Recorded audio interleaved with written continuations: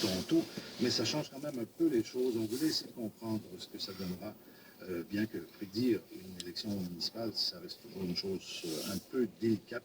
Notre invité, le professeur de sociologie et de sciences politiques à l'Université York de Toronto, M. Fuyuki Kurosawa. M. Kurosawa, bonjour. Bonjour, M. Deschâtel. On l'avait pas vu venir, évidemment, ça. D'ailleurs, dans la famille Ford ou dans le dossier Ford, les revirements de situation, les événements inattendus, c'est monnaie courante. Bon, pour des raisons de santé, le maire sortant ne sera pas candidat. D'ailleurs, son frère a annoncé qu'il ne participerait pas au débat. Il ne se dit pas préparé. Il n'avait pas vu venir ça, semble-t-il, lui non plus. Première impression pour vous, qu'est-ce que ça change complètement la donne ou pas du tout? Ben, ça change la donne en partie parce que Doug Ford a une personnalité et puis, disons, une réputation politique qui est différente de celle de son frère Rob, frère plus jeune. Donc, la dynamique, disons, si on peut dire psychologique et puis aussi politique, c'est que Doug Ford, c'est le frère aîné et Rob Ford, c'est évidemment le petit frère qui fait souvent des gaffes et que son grand frère Doug corrige, essaie de sauver les meubles de temps en temps. Donc, Doug Ford est vu comme étant une personne qui, au niveau personnel, est beaucoup plus discipliné que son frère, c'est-à-dire que, selon ce qu'on sait, il n'y a pas de problème de dépendance, évidemment que de toxicomanie ou bien d'alcoolisme, mais d'un autre côté, c'est une personne qui, Doug Ford, donc, qui est beaucoup plus dure que Rod Ford. C'est une personne qui, encore plus que Rod, fait de l'intimidation au niveau public, c'est-à-dire qu'il aime beaucoup insulter, humilier les personnes qui perçoit comme ses ennemis. Il a une longue liste d'ennemis.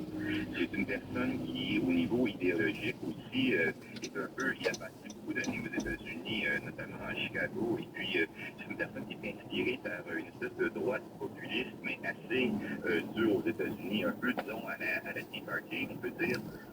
Donc, il croit vraiment, et beaucoup plus que son frère, au fait que le gouvernement est un problème dont on doit se débarrasser le plus possible, et que croit que le gouvernement, que ce soit municipal, provincial, fédéral, est un obstacle à la liberté personnelle. Est-ce que ça veut dire, M. Kurosawa, sans faire de psychologie de cuisine à 5 sous, là, mais donc le grand frère, depuis toujours, a protégé le petit, qui lui est plus échevelé, un peu plus fou, plus difficile à contrôler.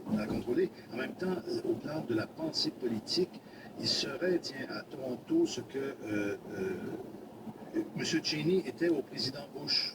Est-ce que ça a l'allure, ça? Oui. Précisément, souvent on disait que Dick Cheney était le cerveau de George Bush.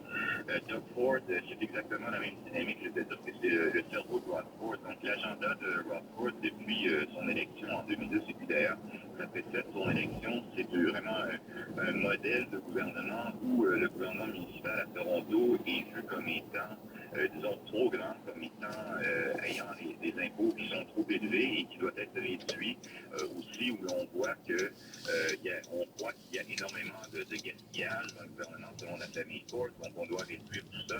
Et aussi, où on sent qu'on est un clan. Donc, on vous parle de la famille Ford, c'est vraiment, on dit à Toronto, ils se